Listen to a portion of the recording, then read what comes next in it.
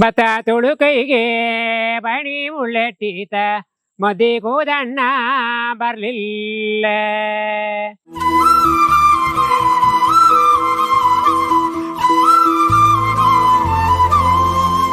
ಪಂಜುರ್ಲಿ ದೈವ ಹೆಂಗ್ ಹುಟ್ಕೊಂತು ಸರ್? ಪಂಜುರ್ಲಿ ದೈವ ಅಂತ ಹೇಳಿದ್ರೆ ಅವ ದೈವ ಫಸ್ಟ್ ದೈವ ಆಗ್ಲಿಲ್ಲ.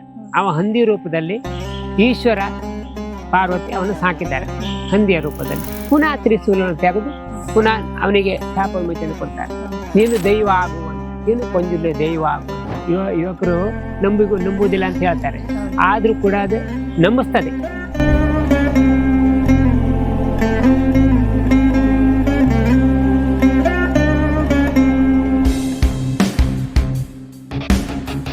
ಬೇರೆ ಜನರಿಗೆ ಇದು ಹೌದು ಎಂಬ ನಂಬಿಕೆ ಬರ್ಲಿಕ್ಕೆ ಮಾತ್ರ ಕಾಂತಾರದ ಒಂದು ಅನುಭವ.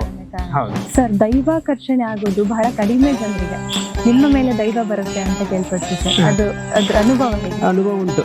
ಯಾಕಂತೇಳಿ ನಾವು ಅಷ್ಟು ಭಕ್ತಿಯಿಂದ ಮಾಡ್ತೇವೆ. ನಾವು ನರಮನುಷ್ಯರಾದ್ರೂ ಕೂಡ ಇಂಥ ದೈವ ಪಂಜುರ್ಲಿ ದೈವ ಅಂತ ಮಾಡಿದವರು ನಂಬಿಕೊಂಡು ನಮ್ಮ ಹತ್ರ ಪ್ರಸಾದ ಕೆಳಗೆ ಬರ್ತಾರೆ.